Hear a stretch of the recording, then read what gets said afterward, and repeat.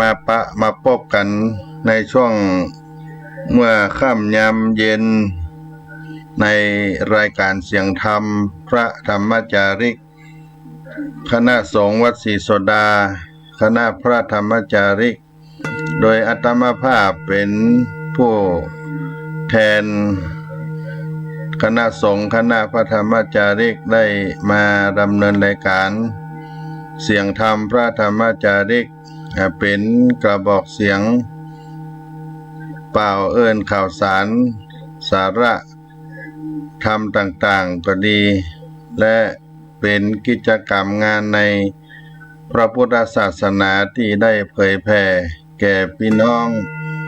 ธุรกันดารพี่น้องที่อยู่บนเขาบนดอยราษฎรบนพื้นที่สูงให้ได้รับทราบในการประกาศศาสนาธรรมแห่งพระพุทธเจ้าก็ขอกราบขอบพระคุณครูบาอาจารย์ด้วยที่ได้รับฟังทางเฟซบุ๊กออนไลน์ท่านอาจารย์พระครูธีระอนุสิทธิ์ธีรคุณท่านอาจารย์พระครูอนุสิทธิ์ธีรคุณที่อำเภอแม่ลาน้อยเจ้าอาวาสวัดแม่ลาหลวงได้ให้กำลังใจ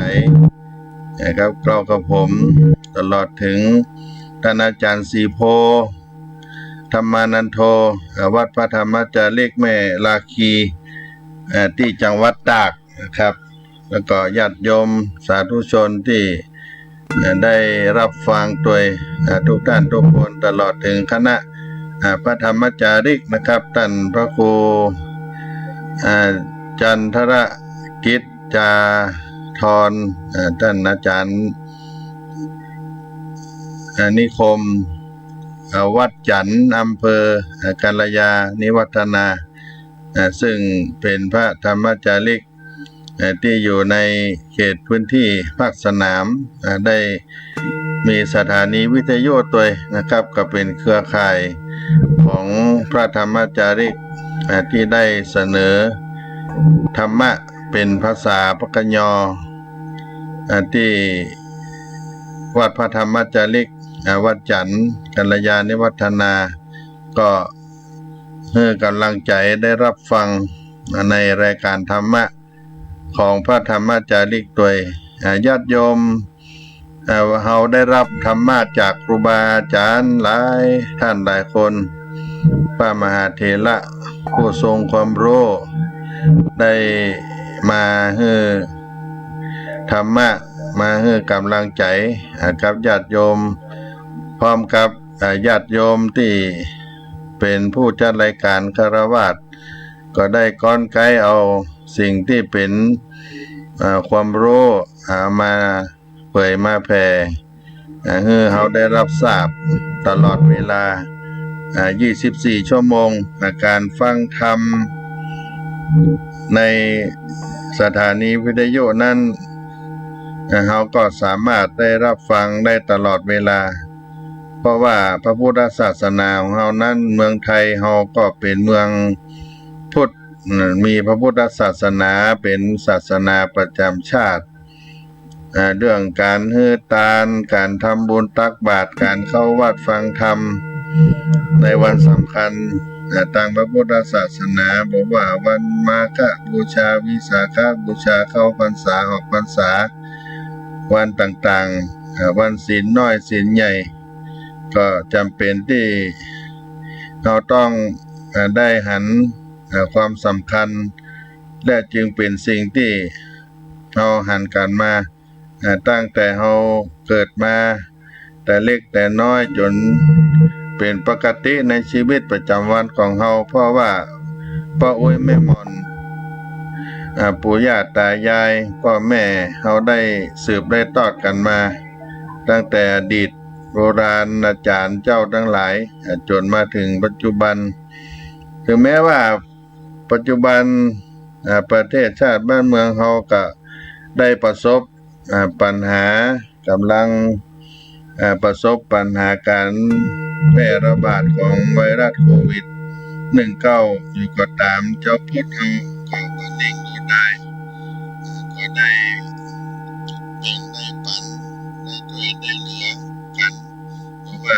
กรุงเทพต่างจังหวัด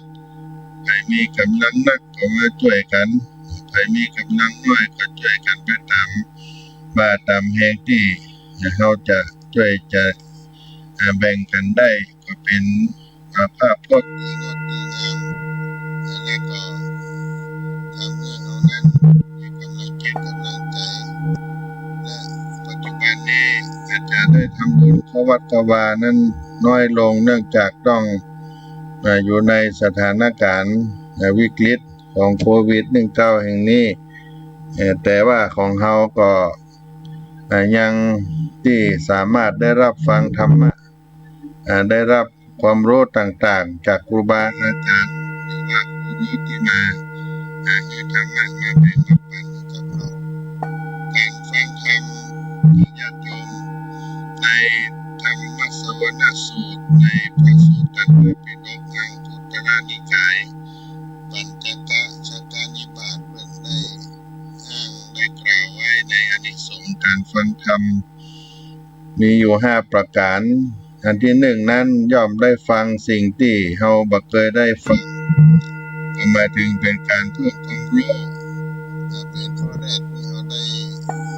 แลกกันชัดเจนมากที่สุดในเรื่องที่เกี่ยวกับธรรมะบางเรื่องก็ที่เรารู้มาก่อนเราก็มารู้มาทราบจากการฟังธรรมจากพระเจ้าพระสงฆ์ครูบาอาจารย์ที่เป็นมาถ่ายทอดให้และเราก็สามารถเอาหลักธรรมที่เปิ้นได้แนะได้นำได้เทศน์ได้สอนนำมาปรับมาใช้ในชีวิตประจำวันของเราได้โดยที่เราบ่ต้องไปอ่านหนังสือไปสอบไปหาที่อื่นเพราะว่าครูบาอาจารย์เปิ้นได้ศึกษาได้ปฏิบัติตามหลักธรรมนั้นเอามาเทศน์เอามาแจ้งให้เราได้รับทราบรับฟังแล้วเราก็ได้เอาไปใช้เป็นหลักเป็นการในการดำเนินชีวิตมันมีคุณภาพขึ้นและก็ข้อที่2นั้นสิ่งที่เราได้รับฟังแล้วก็ย่อมเข้าใจได้แตกฉานนักขึ้นเป็นการทบทวนความรู้บางเรื่องที่เราเคยฟังไปก่อนแล้วและอาจจะลืมไปเราก็จะได้จำได้แม่นยิ่งขึ้นจากการที่เราได้รับฟังเปิ้นบรรยายเปิ้นเทศน์บอกว่าในวัดในสถานีวิทยุก็ว่าทำบางเรื่องธรรมะบางอันเราก็อาจจะจำไม่ได้ในการฟังเทื่อเดียวก็ยังจดยังจำบ่ได้เทื่อก็ต้องฟังซ้ำเป็นครั้งที่2ที่3หลายๆครั้งมันให้ได้เข้าใจยิ่งขึ้นไปด้านที่3ก็ได้บรรเทาความสงสัยที่เรามีในบางเรื่องสงสัยเกี่ยวกับธรรมะต่างๆเราก็จะได้คลายความสงสัยเมื่อเราได้ฟังเทศน์จากครูบาอาจารย์พระเจ้าพระสงฆ์ที่เปิ้นรู้เปิ้นเอามาแนะมานำให้เราได้ฟังซ้ำหลายรอบขึ้นไปเราก็ได้เข้าใจมากขึ้นอันที่4นั้นทำให้เราอ่านได้ถูกต้องได้เป็นการปรับความอ่านของเราได้ตรงในบางเรื่องที่เรารู้มาหรือได้ยินได้ฟังมาซึ่งอาจจะผิดแปลกไปเราก็จะมาได้คำตอบในสิ่งที่ถูกต้องจากการได้รับฟังธรรมะจากพระเจ้าพระสงฆ์ครูบาอาจารย์ที่ท่านได้ศึกษามาซึ่งได้แม่นยำในหลักธรรมคำสอนของพระพุทธเจ้ามากกว่าที่เราจะไปถามที่อื่นที่ไกลเป็นการทำความเห็นของเราให้ตรงตามหลักธรรมคำสอนของพระพุทธเจ้าอันที่5นั้นจิตใจของคนฟังก็ย่อมได้ผ่องใสในการฟังเทศน์ฟังธรรมก็เป็นการอบรมจิตใจได้เปลี่ยนนิสัยเป็นความประพฤติของเราให้ดียิ่งได้ความรู้มากขึ้นที่ไหนเราเคยทำบ่ดีก็สามารถจะเปลี่ยนจากการเอาหลักธรรมนี้ได้ปรับใช้ในการดำเนินชีวิตของเราไม่ว่าจะเป็นการกระทำทางกายทางวาจาในความคิดในใจของเราอย่างไร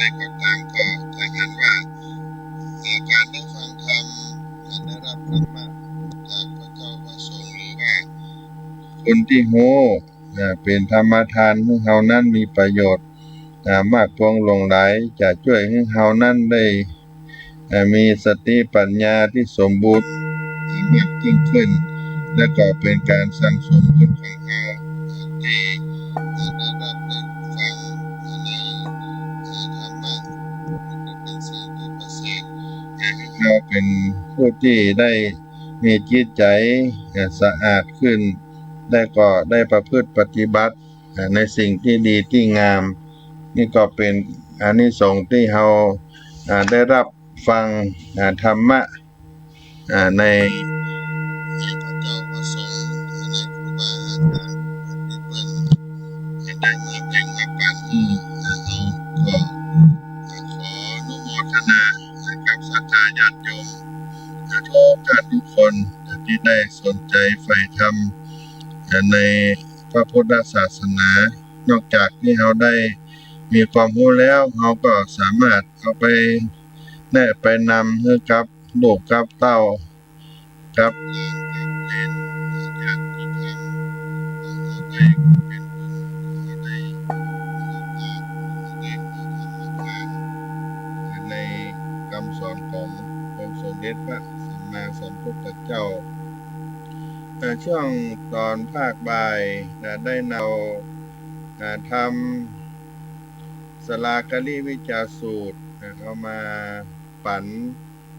มาแบ่งให้ความรู้การประกรรมที่เป็นมงคลการสุขสวัสดีในทางไปก็จะมาในมาทำยามเย็นในวันนี้ในสารธรรมเป็นธรรมที่ประจานไว้ในเวลาเป็นตัวอักษรล้านนาก็มีเนื้อหายาวที่ได้ตีพิมพ์ในงานสังฆพันธ์ที่อื่นๆไปก็ได้รับฟังเป็นวัฒนธรรมทางด้านภาษาของเพื่ออนุรักษ์รักษาไว้ในตัวด้วยแล้วก็ให้เกิดความเป็นสวัสดิมงคลแก่ญาติโยมศรัทธาสาธุชนที่ได้สดับรับฟังด้วยวันนี้ก็ขอโอกาสได้เอารัสธรรมเทศนาสลากลิวิจาสูตร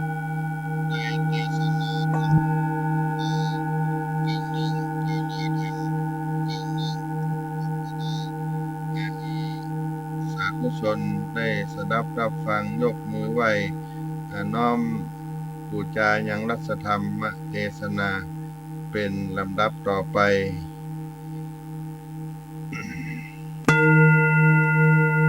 ดุลาอันนั้นว่าธรรมะใสยังอันว่าธรรมโกตานตากตาหากเทศนานี้ก็เป็นอันประเสริฐแต่อกแห่งโกตาทากตาก็ตั้งไว้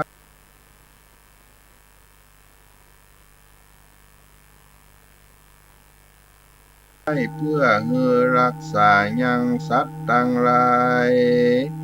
เฮือได้โจมชื่นยินดีซึ่งกันไปมาเฮือกรรมเวรแก่กันผู้ใดเลย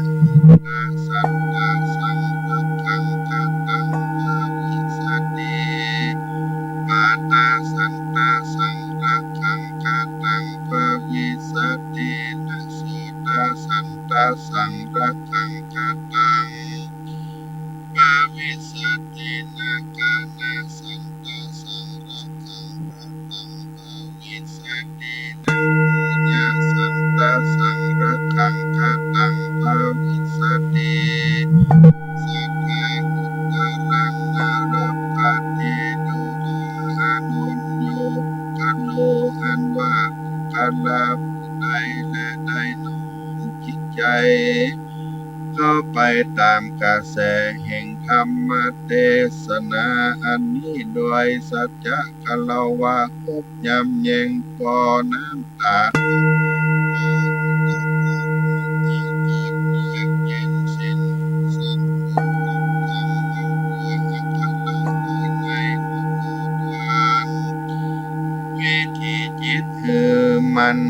เป็นที่เปิ่งก็ดีผู้การลาผู้นั้นบ่หอนว่าจักเจ็บบาดร้อนยังตีนมือด้วยภัยญาหลายภาการต่างๆก็โดยเตจะทำแห่ง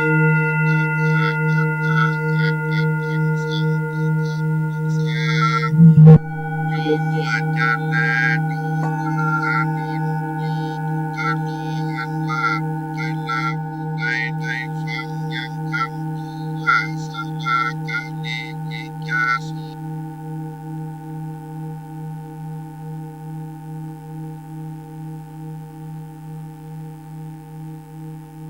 ขึ้นปุการลา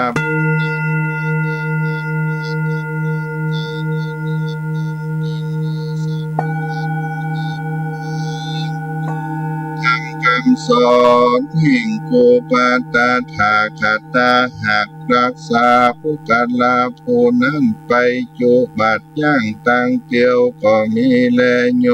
ปุการโล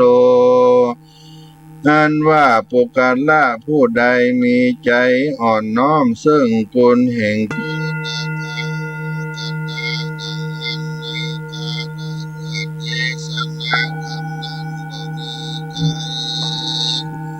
ศลการญาณกลัวในตั้งกลางสมณพราหมณ์และเต้าพญาทั้งหลายดู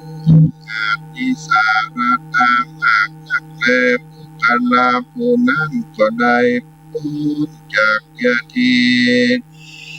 ท่านเจ็บตาเจ็บหูปัญญาที่กังวลก็บ่บังเกิดได้ก็ด้วยเตจะยิ่งสลากาลีวิจาสุขันนีหากรักษาจุเมื่อแดอนันตะดุราอานนท์ผู้กันลาผู้ใดได้สั่งว่าสวัสดิญาณก็ดีได้เทศนาก็ดีได้ฟังก็ดีผู้กาลาผู้นั้นได้พ้นที่เกียรติโลกาทั้งหมดและดูลานุนผู้กาลาผู้ใดและได้ผู้จาด้วยเครื่องสักการะทั้งหลายตนว่าเขาเพื่อเขาสารปาฏิน้ำมัน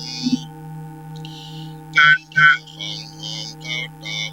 ไม้ทูบเทียนต้นกล้วยต้นอ้อยช่อน้อยและตุงใจเบียมากกว่าโทหักคนใดตั้งไว้แล้วราธนาเจ้าดอกสิ้นเทศนายังคำดวงตาเสดทันนี้และตั้งไว้ยังมโนวิญญาณหิมันฟังโดยครบยำแต่ตนถึงปลายดังอันผู้กาลาผู้นั้นก็จังได้พ้นจากเวียที่อันเจ็บตาเจ็บหน้าเจ็บดังสัพพะ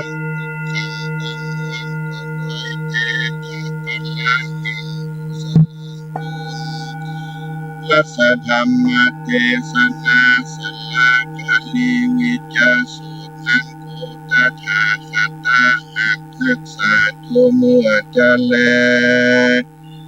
โดรา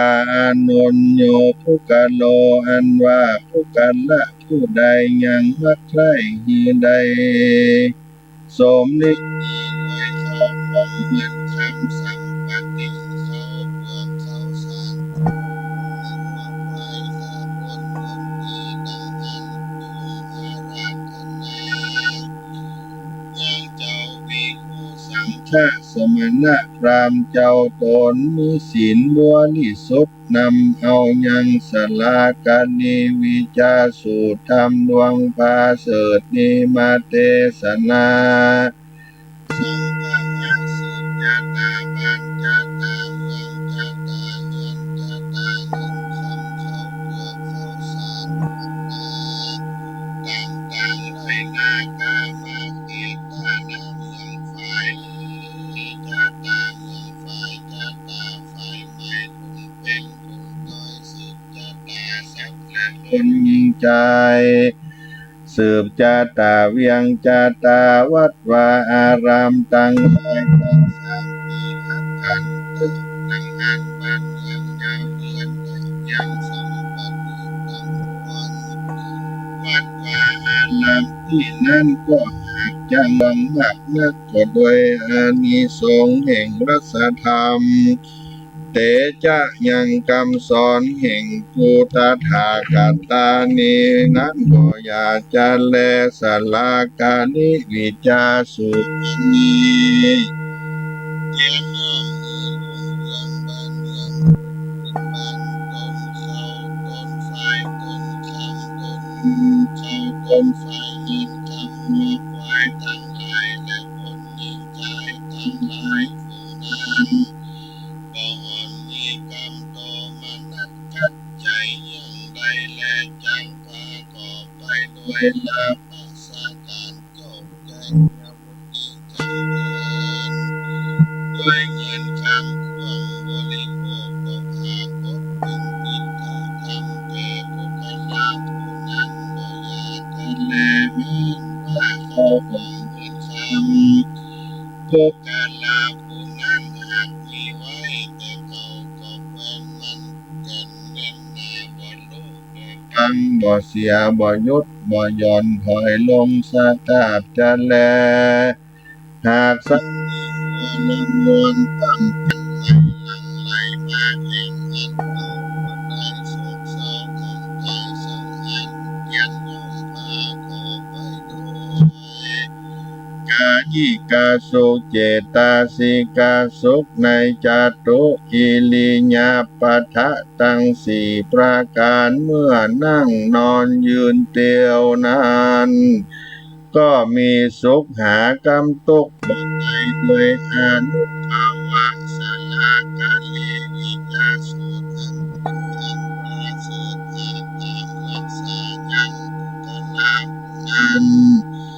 อยู่เมื่อเป็นดังเงาเทียมตนไปอยู่ที่นั้นแลดูกาลาอานนท์โยปุกโลอันว่าปุกลาผู้ใดอุกาหาวาตุกะอาได้เรียนเอายังสลากาลิวิกาสูตรด้วยตนด้วยปากด้วยใจก็ดีทาเรติว่าหากใดถ้าลงจำไว้มันบ่หูหลงลืมก็ดีสัจจติว่าหากได้สูตรสังวาสทุกวันก็ดีกาเทติว่าหากได้เทศนาแก่ท่านบ่มีอะไรเอื้อเฟื้อด้วยเรื่องพุทธาสการหากตามศรัทธาจิตใจเพื่อมือแล้วและยินดีด้วยธรรมสลากาลิวิจาสูตรอันนี้ก็หากเป็นที่ยิ่งนักอาจารย์ลาเจตนาในใจเป็นทุกขาลภาได้ยิ่งนักเหตุดังอันในเมื่อตั้งอยู่ในขันธะตั้งไปนั้นเพื่อนั้นก็หากยาทิโลกาบ่ได้บ่มีอุทลาย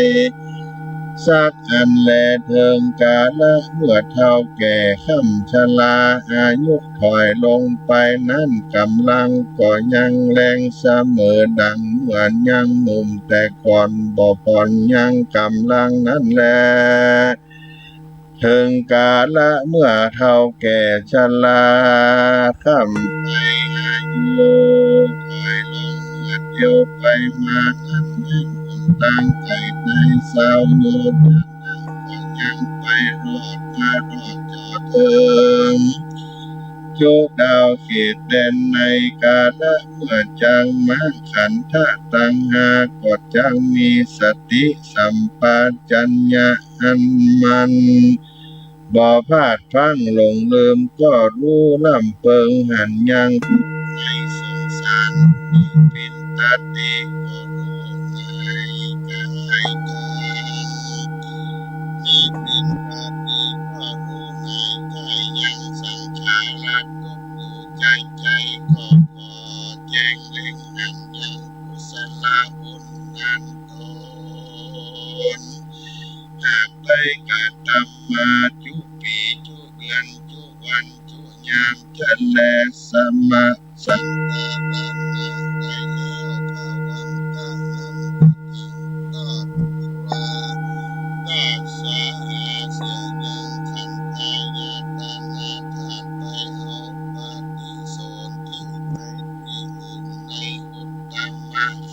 ลอันพาเสริฐเกิดเป็นงานสมเด็จที่ยิ่งนักรวยเขาของเงินคำจ้างมางัวควายมากเลือกแลม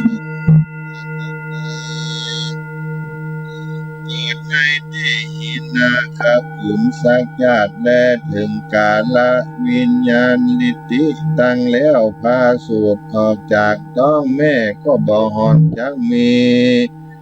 ความเดือดเนื้อห้อนใจโดยเหตุอันใดสร้างอาจาดจันแลในเมื่อภวังคจิตอันเอาปฏิสนธิในต้องแม่ได้10 เดือนนั้นก็หากรรมเดือดเนื้อร้อนใจ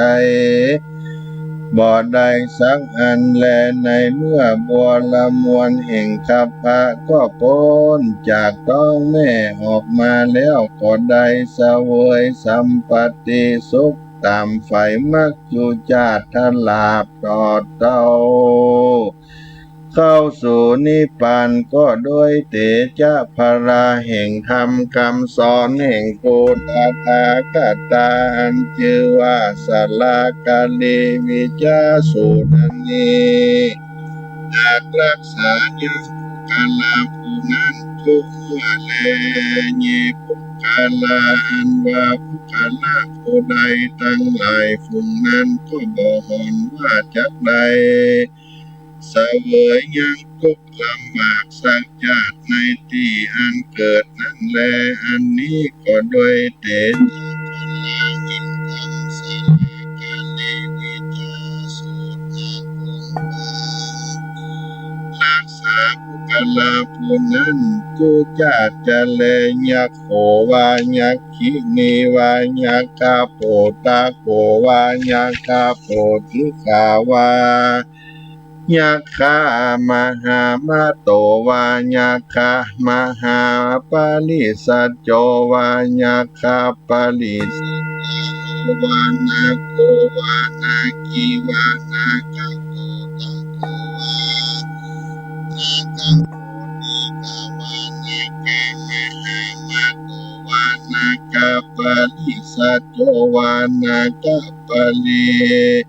สัจจาโรวากันทัพโปวากันทัพปีวากันทัพโปตะโกวากันทัพโปติกาวากันทัพปะมหาโก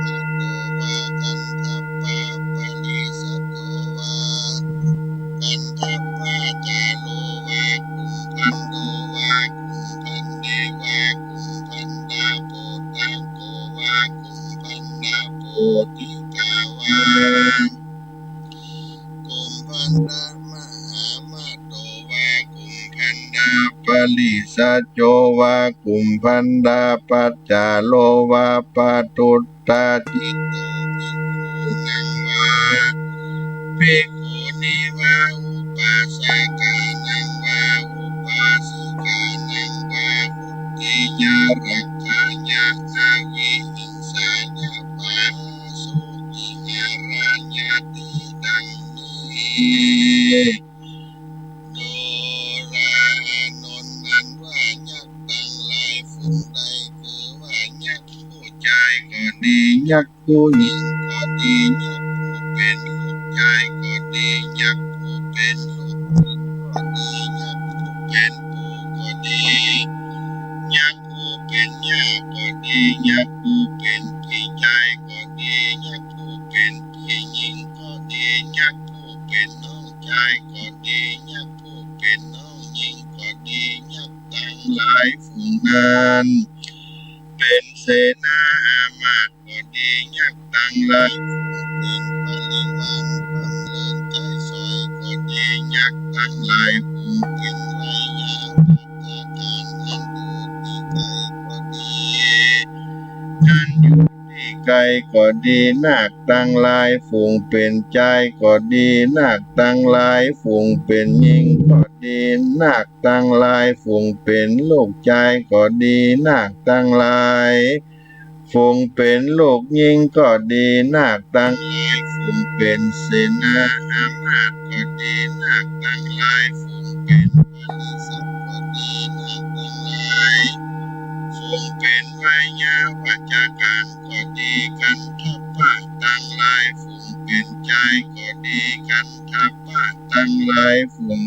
ญิงก็ดีกันทัพพะทั้งหลายฟงเป็นลูกชายก็ดีกันทัพพะทั้งหลายฟงเป็นลูกหญิงก็ดีกันทัพพะทั้งหลายฟงเป็นเสนาอามาตย์ก็ดีกันทัพพะทั้งหลายฟงเป็นวายาวัจกันก็ดีกันทัพพะฟงเป็นปริสัทก็ดีกุมพันผู้เป็นผู้ชายก็ดีกุมพันผู้เป็นผู้หญิงก็ดีกุมพันลูกชายก็ดีกุมพันลูกหญิงก็ดีกุมพันเสนาอามาตย์ก็ดีกุมพันผู้เป็นวายาวัจกันก็ดียังคานังกันทัพพะกุมพันนาทั้งหลายฟงนั้นเมตมีใจเครื่องขาบหยาบจ้ากาคานองสางอดฟัดไข่กระทำโทษก็ดีเตนะเหตุตังอันโกตัทากันตาจริงอนุญาตไว้ยังทำคำสอนแห่งโอปาทตถาคตาแห่งเทวาทิปะมันตาสลากาลีวิจาสุนันนีกุติญาเพื่อจังคงค้างรักษาญาเพื่อจังรักษาไว้อวิหิงสาญาเพื่อบ่ให้เบียดเบียนเนียร้ายได้แลพาสุวิหาราญาเพื่อจักได้สุขสำราญบันใจด้วยอันหาพยาอนตรายบ่ได้แลภิกขุและภิกขุณีอุปาสกะอุปาสิกาปริสัตตังสี่จำพวกฝูงนั้นก็ได้อยู่ดีมีสุขหาความทุกข์ก็ได้สักดอนและคนและอิตามโวจาปังกวาอาญัสสมานันโตภะคะวะโตภาสิตังอภินันตาติพุทธาหิจานัสสมาอนันโตอนันโตตัมหาวาภาโทตถาปะหิโนจายัสสมาโตอนันตัสสะโสอาภาโทอโหสิภะคะวานันว่าสัพพัญโยพระพุทธเจ้าโดนพระขอไปด้วยมหากรุณาอันนักนักกติสนายังสลากาลิวิจาสุตันีแก่อนันตถินอันแลมหาอนันตถินเจ้าก็ได้สดับรับฟังยังธรรมเทศนาสลากาลีวิจาสุความประเสริฐล้ำเลิศดีก็บังเกิดจิตใจจมชื่นยินดีมากนักเจ้าก็สนำจำไว้บ่ให้หลงลืมก็มีแลเอวังกาญาสาลีโลนิทุกโขนิปาตาโอนิโรโกนิพโยนิรันตรายโยพหุลาโภพหุญญโสพหุปัญโยภวันตุสัพพตาติกายัสริโรอันว่ากาญาสาดิโรอันว่ากาญาเมื่อตนแห่งมหาอนันตถินเจ้าทั้งมวลนั้นน้อยใหญ่ก็เป็นเสมอดีนักอันว่าอายุยืนไปนาก็ผ่านคนเกิดมีแก่มหาอนันตถินเจ้าโดนนั่นแลอันว่ามหาอนันตเทระเจ้าก็ได้คอยพูดเสียงยังทุกขพยาธิโลกา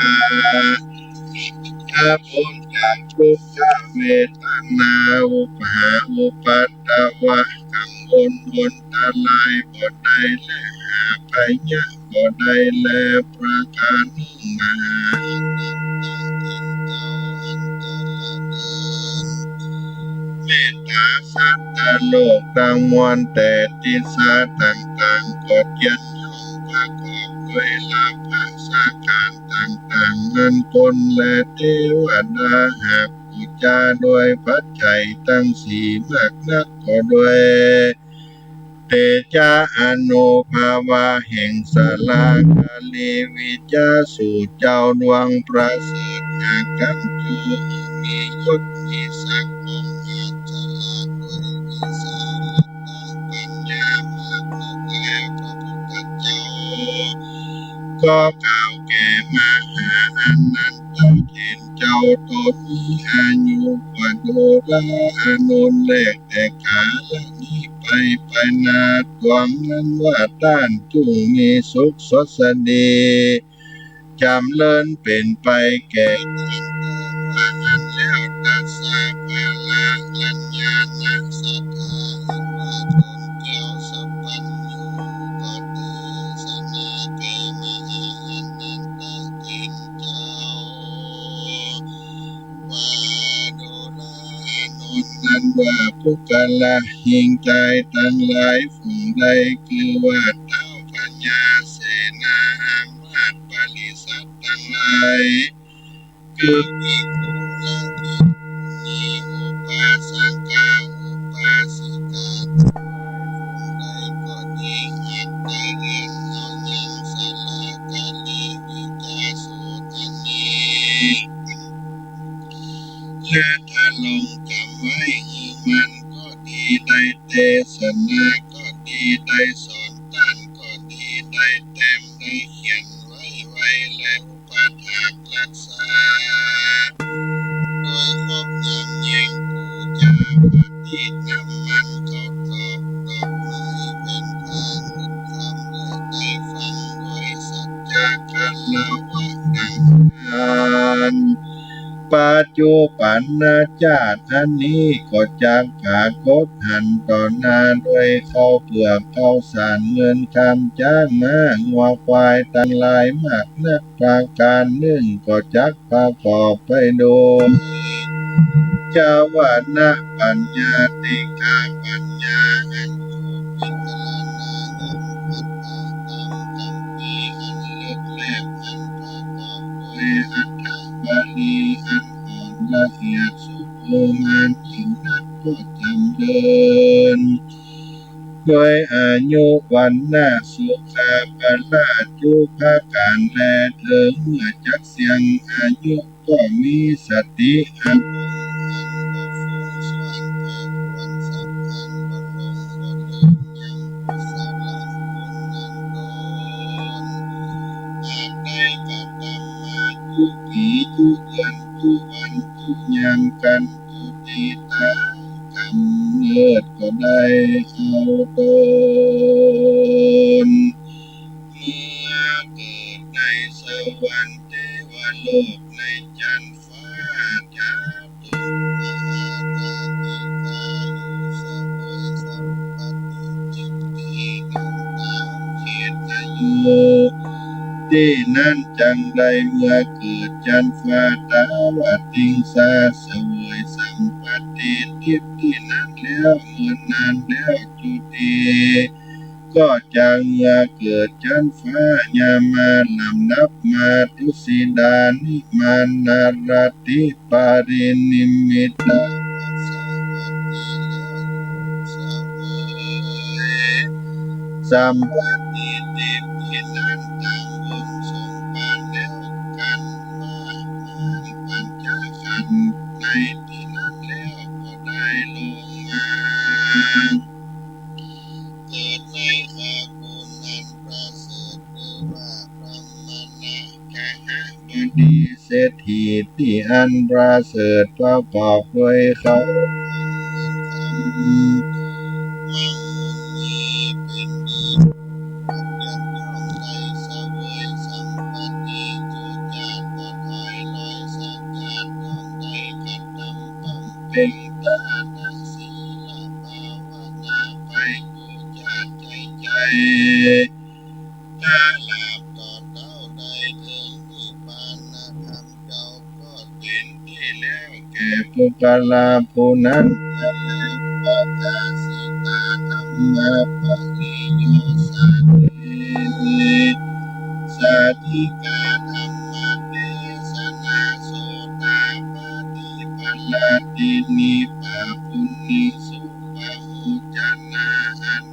ชนทั้งหลายได้ฟังแล้วยังรักษาธรรมเทศนาแห่งสัพพัญญูพระพุทธเจ้าดวงนี้แล้วก็มีใจอภิรมย์ยินดีมากนักทั่วลำเพิงว่าพระพุทธเจ้าเทศนายังสาลากาลีวิจาสูตรนี้เพื่อเป็นพระโยชนะแก่บริษัททั้งสี่จำพวกเพื่อเป็นที่เพิงในภาวะอันนี้และภาวะไปนาแต่แลพระพุทธเจ้าเทศนาแก่ปัญญาอินตาปัญญาพรหมเทวบุตรเทวตาพุทธนาคาไม้ส่วนทั้งหลายกุมพันกันทัพพะได้ถึงธรรมนิเศษนี้ปาเประโสดาปฏิมัคคะพลาเป็นต้นมีอรหันตาพลาเป็นปริญโยสารตามบุญที่ยากตาที่การเองตนนั้นมาแต่ก่อนนั้นแลสลากาลีวิจาสุตังนิติตังขีญาสังวันนายังสลากาลิวิจาสูตรอันมีมาในทิปมันตาทุกไปก็บังกรมสมเด็จเสด็จสาธุสาธุสาธุศรัทธาญาติโยมก็ได้รับฟังพระธรรมเทศนาในสลากาลิวิจาสูตรที่อาตมาภาพได้นำมาแสดงซึ่งสลากาลิวิจาสูตรที่ปรากฏในพระไตรปิฎกแล้วนั้นพบว่าในเรื่องของภิกษุอาพาธแต่ก็มีเนื้อหาสาระมาเพียบมาเทียมกันที่คล้ายคลึงกันในกัมพีสลากาลิวิจาสูตรที่ได้กล่าวในกัมพีว่าพระสัมมาสัมพุทธเจ้าพระตถาคตเจ้านั้นได้เสด็จอยู่ที่เขาคิจกูฏแล้วทรงปรารภเทศนาแก่พระอานนท์ก็เสด็จทรงนั่งบนอาสนะที่พระอานนท์ได้จัดไว้ที่สมควรแล้วก็เทศนาว่าดูลาอานนท์ดูก่อนอานนท์สภาวะอันหาพยาธิโลกายังมีแก่ตั้งอยู่หรือว่ามีความทุกขเวทนายังมีแก่ตั้งอยู่หรือว่าโลกาทั้งหลายนั้นมันบางหายจากร่างกายตั้งหรือดังนั้นแล้วพระพุทธเจ้าก็ได้เทศนาสลากาลิวิจาสูตรแก่พระอานนท์เพื่อได้จำยังสูตรอันนี้ไว้เพื่อจักเป็นพโยชนะแก่พุทธบริษัททั้งหลายสืบไปหน้าด้วยอานุภาพแห่งพระธรรมเทศนานี้แม้ว่าพระพุทธเจ้าทั้งหลายที่เกิดตรัสรู้ในโลกนี้ย่อมเทศนาสลากาลิวิจาสูตรทุกตนทุกพระองค์เพื่อจะได้นำพาเหล่าพุทธบริษัททั้งหลายได้หลุดพ้นจากอบายภูมิทั้งสี่ได้ข้ามวัฏสงสารไปหลอดไปถึงฝั่งข้างหน้าคือพระนิพพานโดยที่จะแห่งพระธรรมเทศนาได้รักษาคนทั้งหลายนั้นแม้ว่าสัตว์หลายทั้งหลายก็ดีกุมพันทั้งหลายก็ดียักษ์ทั้งหลายปีศาจจาดหลายทั้งหลายก็ดีบาปกระทำคือตัวตนได้และก็สามารถกระทำร้ายได้ด้วยเตจะแห่งพระธรรมเทศนาได้รักษาเมื่อพระอานนท์ได้สดับรับฟังแล้ววันนั้นของพระอานนท์ที่เคยเศร้าหมองโดยโลภะพยาธิกับหายไปมีอายุยืนไปในภายภาคหน้าด้วยเดชด้วยเต จากแห่งพระธรรมเทศนาประเสริฐอันรักษาบุคลาผู้นั้นเมื่อถึงการจะได้มรณะจากโลกมนุษย์หากมีสติก็ระลึกไว้บ่ฟุ้งซ่านก็มีสวรรค์เป็นที่ไปบังเกิดขึ้นเบื้องต้นเมื่อยังบ่พ้นยังวัฏสงสารเพียงใดก็จะมาเอาจากกำเนิดไปเกิดในขคติพอดีก็จะเอาตนมาเกิดในชาติตระกูลที่ดีได้ปั้มเพ็งทานศีลภาวนาไปทุกภพทุกชาติจนได้นำตนข้ามข่ายพ้นวัฏสงสารไปถึงฝั่งข้างหน้าคือว่าพระนิพพานนี่ก็เป็นคำที่พระพุทธเจ้าได้เทศนาแก่พระมหาอนันตเถรเจ้าแล้วก็ในพระไตรปิฎกได้กล่าวว่าด้วยภิกษุไข้เรื่องภิกษุอาพาธด้วยโรคท้องร่วงได้กล่าวไว้ว่าสมัยนั้นภิกษุรูปหนึ่งอาพาธเป็นโรคท้องร่วงภิกษุนั้นก็นอนกิ้งเกียกไปมาจนปัสสาวะอุจจาระของตนนั้นออกมาครั้งนั้นพระภูมิพระภาคท่านก็มีท่านพระอานนท์ตามเสด็จจาริกไปตามเสนาสนะต่างๆเสด็จเข้าไปตั้งที่อยู่ของภิกษุนั้นไปทอดพระเนตรหันภิกษุนั้นนอนกิ้งเกือกไปมาจนบนเหี่ยวบนขี้เนาะมันเฮาว่านอนกิ้งเกือกไปมาบนปัสสาวะอุจจาระของตัวเก่าก็เสด็จเข้าไปแล้วได้ตรัสดังนี้ว่าภิกษุเธออาพาธเป็นโรคหยังภิกษุนั้นก็ได้ทูลว่าข้าพระองค์อาพาธเป็นโรคท้องร่วงพระพุทธเจ้าก็ได้ตรัสถามว่าเธอมีภิกษุที่คอยดูแลพยาบาลอยู่ก่อหรือว่าบ่มีภิกษุนั้นก็ทูลว่าบ่มีพระพุทธเจ้าค่ะพระผู้มีพระภาคเจ้าได้ตรัสถามมาเหตุใดพวกภิกษุจึงว่าคอยพยาบาลเธอภิกษุนั้นได้กล่าวว่าข้าพระองค์บ่ได้ทำอุปการะแก่ภิกษุทั้งหลายดังนั้นภิกษุจึงบ่ได้มาพยาบาลข้าพระองค์พระพุทธเจ้าท่านได้ตรัสเรียกท่านพระอานนท์มารับสั่งว่าอานนท์เธอไปตักน้ำมาเราจะไปอาบน้ำให้ภิกษุนี้ท่านพระอานนท์ทูลรับสนองพระดำรัสแล้วก็ได้ตักน้ำมาถวายพระผู้มีพระภาคเจ้าก็ทรงราดน้ำท่านพระอานนท์ก็เป็นคนคัดคนสีพระผู้มีพระภาคเจ้าก็ได้ประคองศีรษะขึ้นท่านพระอานนท์ยกเท้าวางบนเตียงต่อมาพระผู้มีพระภาคก็รับสั่งให้ประชุมสงฆ์เพราะเรื่องนี้เป็นต้นเหตุได้สอบถามภิกษุทั้งหลายว่าภิกษุทั้งหลายในวิหารหลังโน้นมีภิกษุเป็นไข้อยู่ก่อพวกภิกษุทั้งหลายก็กล่าวว่ามีอยู่พระเจ้าค่ะ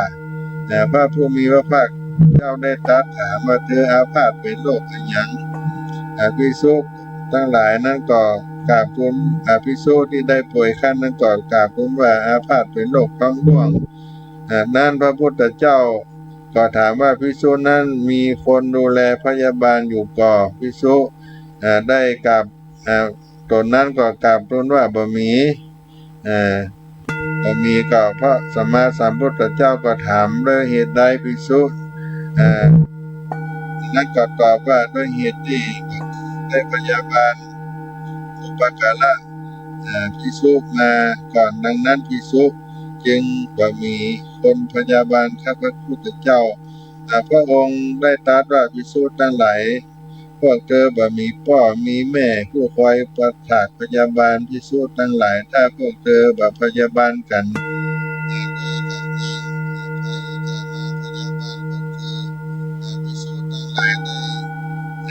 พยาบาลเราก็จงพยาบาลภิกษุใครเถิดถ้ามีอุปัชฌาย์ก็จึงพยาบาลภิกษุใครนั้นตลอดชีวิตหรือจนกว่าเธอจะหายถ้ามีอาจารย์พึงพยาบาลภิกษุใครนั้นตลอดชีวิตจนกว่าเธอจะหายถ้ามีสัตว์ที่วิหาริกก็พึงพยาบาลภิกษุใครนั้นจนตลอดชีวิตจนกว่าเธอจะหายถ้ามีอันเทว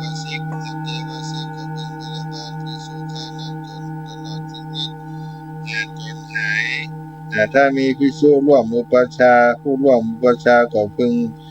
พยาบาลภิกษุไข้จนตลอดชีวิตหรือว่าก็จะหายถ้ามีภิกษุผู้ร่วมอาจารย์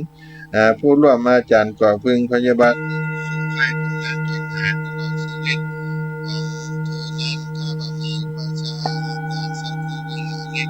นั่นเองว่าศิกผู้ร่วมอุปชฌาย์หรือผู้ร่วมอาจารย์สงฆ์ต้องพยาบาลภิกษุไข้นั้นถ้าบ่พยาบาลก็ต้องอาบัติทุกกฎนี้ดังนั้นการที่ได้